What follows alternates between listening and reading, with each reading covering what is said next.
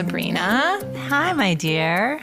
I am very excited to share my recent conversation with Dr. Dima Salem. Tell me all about it. She sounds like such an incredible person.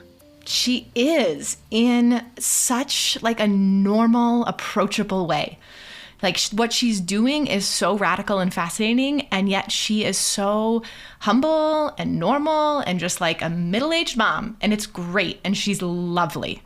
Dr. Dima was originally born in Chicago to Syrian immigrant parents. She grew up kind of between the United States and Saudi Arabia. And then after she had pursued a career as an OB-GYN in 2014, she and her husband decided to move back to the Middle East. So they moved to Dubai. They wanted their kids to be exposed to the culture. They wanted their kids to learn Arabic. They thought they would stay for a year. It's been 7 years, and they're not planning to leave. She talks all about delivering sexual health education and sexual health care in the Middle East, in the intersection of conservative culture, progressive Dubai, which is kind of an anomaly in that region, on top of the Islamic faith, and the mess of providing care in that space. And it's fascinating. I can't imagine. I mean, there are so many contradictions and dichotomies between all that kind of intersection of three different things. But it sounds to me like she's doing an incredible job of really opening that up for girls and women in that region of the world that just don't have access or education. Is that right? It's true. And what I found really interesting about it was the fact that she looks at all of this as a tremendous opportunity. Like nowhere, and I actually call her out, I ask her, I'm like, does this feel like an additional burden as a healthcare provider to have to navigate all of these sensitivities in order to provide the best care for your patient? And she flipped the tables on me and was like, absolutely not. That's an opportunity. There's no burden there. And she's really kind of reshaped her practice that way. And it's interesting because I have never, and I'm curious to hear from you, I've never really had to navigate a decision around what I want for my body and what my faith tells me is acceptable for my body. That's kind of a conflict that just hasn't existed in my life. And I'm wondering what your experience has been. It hasn't existed in my life either. I'm fortunate that my family always put health over anything else and education over anything else. But that being said, I do think there are a lot of people in my community and in my faith who have experienced that. And it's extremely challenging because you want to be as respectful as possible to the values that your upbringing and you want to uphold among your family. But then sometimes that is in direct conflict with what your body needs, right? It's really, really sticky. And she navigates it with such grace. I mean, she talks about the pressure for girls in Dubai to not see an OB-GYN until they're married. And yet she's sitting there like raising this flag that women's health doesn't start when you're married. That's a completely arbitrary time to set for when somebody can access that type of healthcare. And that's just one of many examples. I mean, she's now using social media as a platform to do all sorts of sex education to reach way beyond her patient population in Dubai, which is incredibly impressive. I mean, she's got 20,000 followers who are flocking to her for this type of content and this type of access to education. I have to say I have a lot of respect for someone in her position because she's pretty gutsy for doing this. I mean, she is kind of in direct conflict with a otherwise very patriarchal system in much of the Middle East where they don't open up for conversations like this. What you're saying about how there is no sense of kind of gynecological care prior to marriage is mind-boggling because we as girls and women, we need that. It is so important for the health of our bodies. But Dr. Dima is coming and saying, I'm going to educate this population and do it in a way that is still respectful of the faith and the culture because she really does believe in that and she lives within that. And I think that is so beautiful to be able to merge those two things together while still helping people in the way that she is. Good on her. Yeah, and she talks about that friction. She talks about the bravery. She talks about kind of defying local culture. And she also reflects on how much freedom and support she feels she has as a female practitioner in Dubai.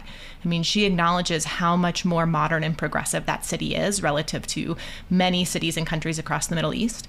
And she actually feels so celebrated on a daily basis for being a woman there, which was a really great reminder for me as somebody, you know, who grew up in the Midwest, who, you know, had all sorts of assumptions and stereotypes about Middle Eastern culture and the role and respect or lack thereof for women in Middle Eastern culture. And that was such a welcome reminder that to make any sweeping generalizations isn't fair. And there are pockets in all of these corners of the world where women are celebrated and honored.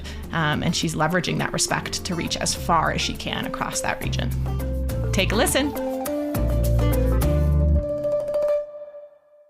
Dr. Dima, thank you so much for being here. You're welcome. I mean, it is my pleasure to be here. I'm really honored to be on this podcast. It's very inspiring. And so it's definitely a pleasure to be on here with you today. Well, we're thrilled to have you. And thank you for staying up late and joining us from Dubai today. No problem. I want to rewind a little bit and start your story at the beginning. Take us back, if you will, to your life as a little girl. Your parents were Syrian immigrants. You were raised in Chicago.